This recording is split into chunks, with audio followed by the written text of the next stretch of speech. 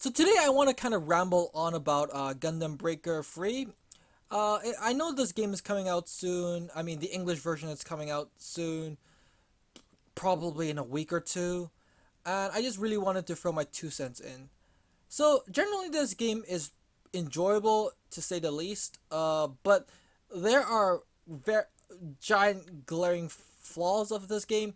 It's been fixed by like some of them has been fixed by patches, but they're still worth kind of mentioning because it tells you how sort of rushed this game was.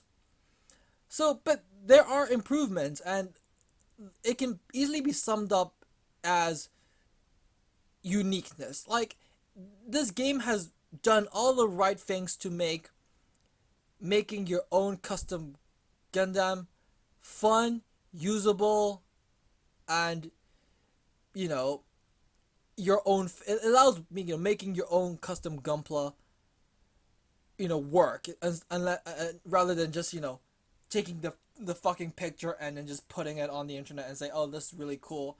Now you can actually use it to fight. So these changes are mainly the fact that now all weapons and body parts, their base stats are all the same. So you know weapons do all the same damage at that a specific level. So so there's no best body parts, and this also kind of works with skills. So they all so all skills now are like scaling up, because they all scale with weapons. So no weapon is specifically better than the other. That really depends on how you play the game, but you know, technically they're all balanced, and which is really good. And this prevents OP builds like Quanta Chest with its EX burst skill, or the later on uh, heavy arm, rocket spam, which were the two most prominent builds I remember from playing Breaker 2. So other things they added was the builder parts, which are just you know aesthetic based add-ons to your Gunpla, which other than aesthetics, they give you some of them give you some boot stats, and some of them give you extra weapons. So they give you optional parts such as funnels, additional swords, stuff like that. So again, it makes your Gundam more unique, and also it helps you with gameplay, which is a nice touch. Other than that, there's the thing of what do you call it? Bounty Hunter mode, which is a mode where you fight other people's custom designs. I get like, but it's using an AI to play those characters, which is very challenging because those guys are their HP is kind of high, and their damage is also pretty high. I don't know the numbers behind it, but it's fun to play against those guys because really it's a fun way to see what the community is making, and it's it's a bit more challenging and fun than the actual storyline. And I think this at least is the major improvement of the game. There are the small technical stuff which aren't really worth mentioning because these are sort of the general improvements you see when you move to like the next console. So like there's less lag, a bit of graphic improvement, but that's pretty much it. But I think the flaws are more glaring, and like I said, with the how rushed this game kind of is that this game tries to extend its gameplay in ways that will frustrate a lot of people. So first of all, this has been fixed by the patch, by the way. So but I still want to talk about it. So first of all the enemies, specifically even like more specifically the ace units, they have a lot of HP. So much so that when I played it and when other people played it, you can be spending at least half an hour per mission around chapter 3, which is I'm saying beginning of chapter 3. So that's basically like, I'm guessing off the top of my head, 20 missions in, and that's not a lot because, and what happens here is that you're spending half an hour or more per mission, and these missions are just really button smashing. That's that because that's the kind of the game, and these games aren't more complex than like a Mushu game, so it gets annoying, and it's not hard. It's just like, oh, you're just button smashing. You're like, oh, for fuck's sakes, will this ever end? It gets really frustrating, and now they have sort of reduced this, and which is good, but it is annoying. And this sort of leads me to the second issue. Leveling parts in this game is really frustrating because when you have everyone really powerful and has shit ton of HP, your thought is, oh shit, I really need to upgrade my armor, my weapons, etc., etc., etc. But the issue here is that doing so is really expensive, and the only way to make a lot of money, because our single run of a mission is not going to earn you enough money, is to run bounty hunter mode.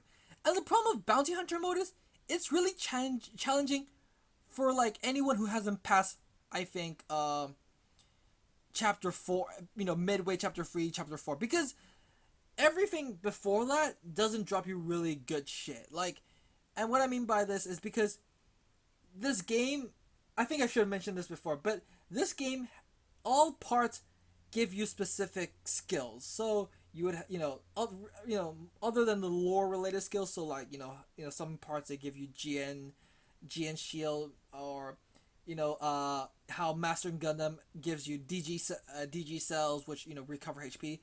A lot of them give you like little boosts here and there, and at the beginning these buffs aren't even that useful.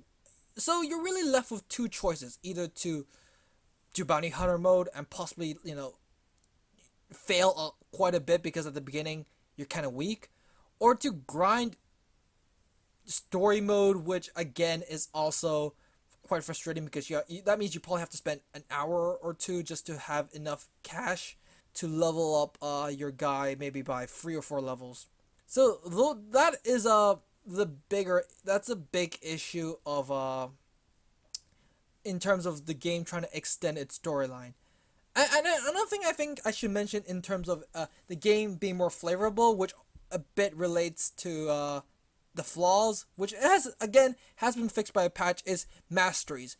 So now when you use skills such as some weapon specific skills or a EX burst specific skills, after using it enough, you get to use it you don't have to have the specific parts to use it. So after a while you don't have to have I think it was the lance, or was it the I don't think it was a longsword, but I can't remember. It's not lance. It was something in between. Oh no, it was the twin blade. Yes. The twin blade had a nice tornado skill, which holds enemies. It's a good CC. After using that enough, I don't need to use a twin blade to actually use that skill, which is good. But the problem is that you have to use it quite often, and some people weren't happy with it. And again, with the patch, the requirement for that isn't as much anymore. So maybe instead of like I'm guessing at least 100 times to at least make sure that I can use the skill regardless of weaponry, I only need maybe now 25 time use of this. Uh, again, you see this is the kind of thing the game is trying to make you play the game longer than really you would normally would. So I think that's pretty much it for in terms of purposefully trying to extend the game as a problem. The other major problem is that this game is in a way more boring than Breaker 2. So one of the reasons why for that is the lack of unique bosses, because the main bosses in Gundam Breaker 3 is either I think 2 unique bosses, which are the usual big bosses you have in Gundam, and otherwise it's mostly custom of an NPC. I think at least 1 or 2 of them. So, and also PG versions of some unnamed NPCs Gundam, which again, these aren't fun because they're just basically giant meat shields. They're just bloated enemies that are much bigger. And the lack of boss fight for what I think at least each chapter has like six 12 missions, so over the course of like 60 missions you only have two unique bosses, whereas at least in Breaker 2 they have more bosses, which makes the game a bit more interesting because at least, and the thing is, those fights in Breaker 3 are all on a plain surface, and it's just like a normal Gundam fight. But with Breaker 2, at least the boss stages are slightly different. The one with that gold unit in 000 season 1, and also the GPO3. Those stages were slightly unique, and so you can see it was slightly, they're being lazy there, and it makes the game slightly less enjoyable because really sometimes you just really want to play that boss fight, and if that boss fight isn't that entertaining, really it gets stale after once or twice.